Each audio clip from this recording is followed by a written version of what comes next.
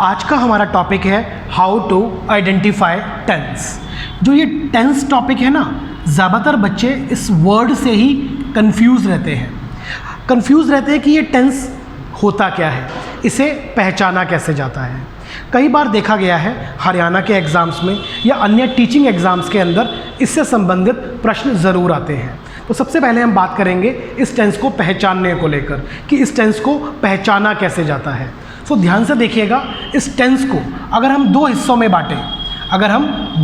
बांटें तो एक वर्ड आता है टाइम और दूसरा वर्ड आता है सेंस। ध्यान से देखिएगा, पहला वर्ड क्या है? टाइम। अगर हम टाइम की बात करें, टाइम 3 प्रकार का है। सबसे पहला आता है प्रेजेंट को हम हिंदी में वर्तमान कहते हैं। फिर आता है पास्ट को हम भूतकाल कहते हैं। और फ्यूचर मतलब आने वाला समय। अगर मैं टेंस को बाइफरकेट करूं तो 3 हिस्सों में टाइम को बांट सकता हूं। पहला हिस्सा है प्रेजेंट, दूसरा हिस्सा है पास्ट और तीसरा हिस्सा है फ्यूचर। इसी तरह अगर मैं सेंस को बांटूं तो सेंस 4 होती हैं। पहली सेंस है इंडेफिनेट। सेंस क्या है पहली? इंडेफिनेट। दूसरी क्या है? कॉन्टिन्यूअस। कौन सी सेंस है? कॉन्टिन्यूअस। तीसरी है परफेक्ट। और अगर मैं चौथी की बात करूं तो चौथी निकल के आती है परफेक्ट कॉन्टिन्यूअस। इस तरह से हम टेंस को 2 हिस्सों में बांट सकते हैं। पहला हिस्सा है टाइम, जिसमें 3 चीज़ें आती हैं, प्रेजेंट, पास्ट और फ्यूचर। इसी तरह अगर मैं सेंस की बात करूं तो पहली सेंस आती है इंडेफिनेट, फिर आता है कॉन्टिन्यूअस, फिर आता है परफेक्ट और फिर आता है परफेक्ट कॉन्टिन्यूअस। जब हम इन दोनों चीज़ों को जोड़ते हैं तो हमारे टेंस तैयार होते हैं। जोड़ना कैसे है वो ध्यान से देखिएगा एक बार प्लीज़।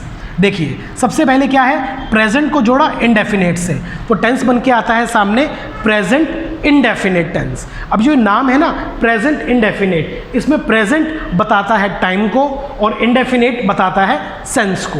इसी प्रकार जब हम जाते हैं कॉन्टिन्यूअस पे तो प्रेजेंट की ही सेंस बन के आती है कॉन्टिन्यूअस के साथ। प्रेजेंट फिर टाइम को बताएगा और कॉन्टिन्यूअस सेंस को।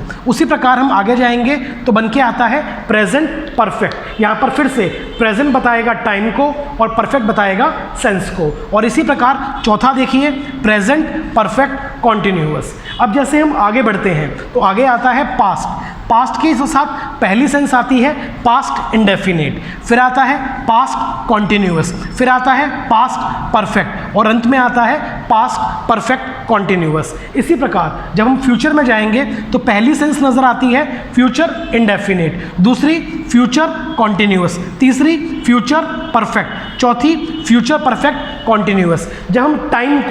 जब हम टाइम को सेंस के साथ जोड़ते हैं तो ये मिलके बनता है हमारा टेंस। अंग्रेजी में 3 समय हैं और 4 सेंस हैं। इनको मल्टीप्लाई करें अगर तो बनते हैं 12 टेंसेस, जिनको इंग्लिश में हमें पढ़ना होता है। अभी हम टेंस की शुरुआत कर रहे हैं तो हम टेंस के अंदर पढ़ेंगे इनको पहचानने का तरीका। तो हमारा जो टॉपिक रहेगा वो रहेगा हाउ टू आइडेंटिफाई टेंस। अगर हमारे सामने कोई भी वाक्य आता है, कोई भी सेंटेंस आता है तो हमें पहचानना होता है टेंस को, कि हम उसमें से टेंस को पहचानेंगे कैसे। तो इसके लिए हमें 2 चीज़ समझनी होंगी।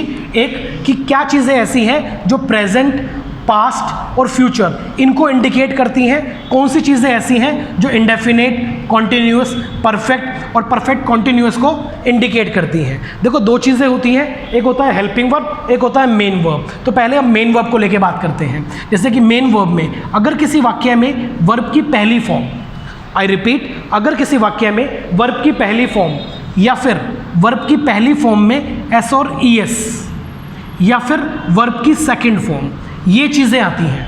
आई रिपीट, अगर किसी वाक्य में वर्ब की पहली फॉर्म में एस और ईएस और वर्ब की सेकंड फॉर्म आती है तो वो सेंस कहलाती है इंडेफिनेट।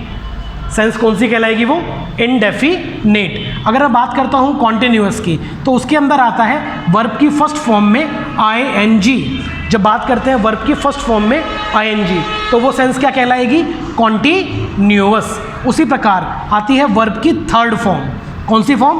वर्ब की थर्ड फॉर्म अगर आती है तो उसे हम कहते हैं परफेक्ट। और चौथा आता है परफेक्ट कॉन्टिन्यूअस। इसमें हम दो चीज़ें ऐड करेंगे, बीन प्लस वर्ब की फर्स्ट फॉर्म में ing। अगर हम इतना समझ लेते हैं, अगर हम इतनी सी बात समझ लेते हैं तो हम किसी भी वाक्य में से, किसी भी टेंस के वाक्य में से हम सेंस को आइडेंटिफाई इजीली कर सकते हैं। मैं फिर से रिपीट करता हूँ, वर्ब की पहली फॉर्म या वर्ब की फर्स्ट फॉर्म में एस और ईएस या वर्ब की सेकंड फॉर्म आए तो उसे हम कहते हैं इंडेफिनिट। अगर मैं वर्ब की फर्स्ट फॉर्म में आईएनजी की बात करूँ तो उसे हम कहते हैं कॉन्टिन्यूअस, और अगर मैं वर्ब की थर्ड फॉर्म को लेकर बात करूँ तो उसे कहते हैं परफेक्ट। चौथा है बीन प्लस वर्ब की फर्स्ट फॉर्म में आईएनजी। जब बीन प्लस वर्ब की फर्स्ट फॉर्म में आईएनजी आता है तो उसे हम कहते हैं परफेक्ट कॉन्टिन्यूअस। तो ये 4 सेंसेस हैं जिनको हमें समझना है। इसके विपरीत हमारे पास 3 टाइम है, पर ध्यान से देखना, ये टॉपिक बहुत छोटा होने वाला है और बहुत इजी हो जाएगा।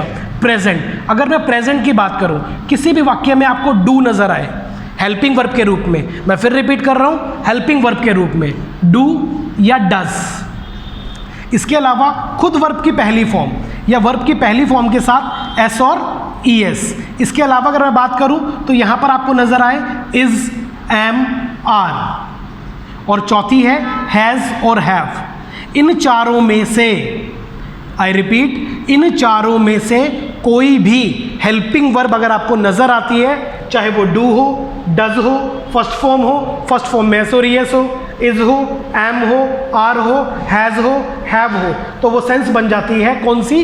प्रेजेंट की, सॉरी प्रेजेंट का टाइम बन जाता है।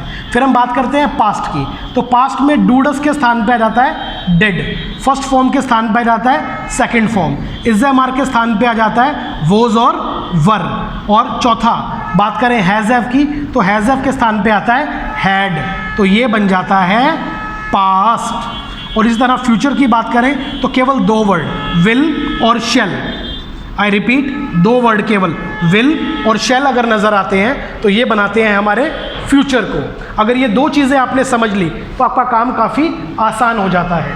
प्रेजेंट में ये चीज़ें, इंडेफिनेट में ये चीज़ें, पास्ट में ये चीज़ें, कॉन्टिन्यूअस में ये, परफेक्ट में ये, इसी प्रकार फ्यूचर में विल और शेल, परफेक्ट कॉन्टिन्यूअस में बीन प्लस वर्ब की फर्स्ट फॉर्म में आईएनजी। अब इस चीज़ को समझना कैसे है, इम्प्लीमेंट कैसे करना है, एक एग्जाम्पल के साथ देखते हैं। मान लीजिए एक सेंटेंस आता है, Ramesh did not play cricket yesterday. एक छोटा सा सेंटेंस है और आपसे कहा जाता है कि इस वाक्य में टेंस को पहचानिए। तो सबसे पहले ध्यान से देखिएगा, क्या इस वाक्य में डिड का प्रयोग हुआ है? डिड कहाँ आता है?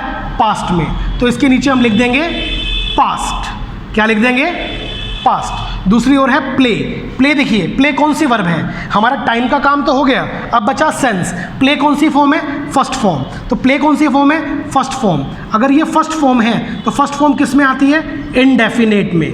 किस में आती है? इनडेफिनेट। दोनों को जरा जोड़ना, तो टेंस कौन सा हो गया? Past indefinite tense. कौन सा टेंस हो गया ये? Past indefinite tense. एक और एग्जाम्पल देखते हैं अच्छे से समझने के लिए इसको। एग्जाम्पल है दूसरा, लाइक द गार्डनर